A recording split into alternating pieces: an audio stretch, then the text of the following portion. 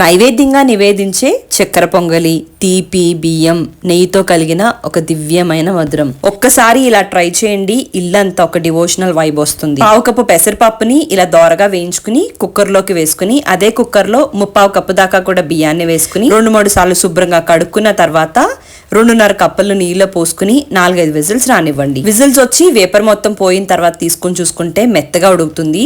దీన్ని కొద్దిగా గరిటెతో మెత్తగా మెదుపుకోండి.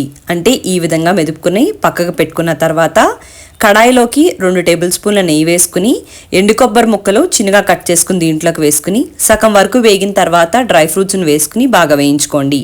ఇవి కూడా పక్కకు తీసుకుని అదే కడాయిలోకి 3/4 కప్పు దాకా కూడా బెల్లం, 3/4 కప్పు దాకా కూడా పంచదార, 1/4 కప్పు నీళ్ళని పోసుకుని ఈ బెల్లం పంచదార కరిగిన తర్వాత వడపోసుకుని ఇలా ఒక్కు పొంగు రాగానే మనం ముందుగా ఉడికించి పెట్టుకున్న రైసు పెసరపప్పు అంతా కూడా వేసుకుని అంతా కూడా కలిసేలాగా బాగా కలుపుకుని మధ్య మధ్యలో కలుపుకుంటూ ఇది ఈ కన్సిస్టెన్సీ వచ్చేంత వరకు ఉడికించుకోండి. ఈ కన్సిస్టెన్సీ రాగానే స్టవ్ని కట్టేయండి, ఎందుకంటే చల్లారిన తర్వాత ఇంకాస్త గట్టిగా అవుతుంది.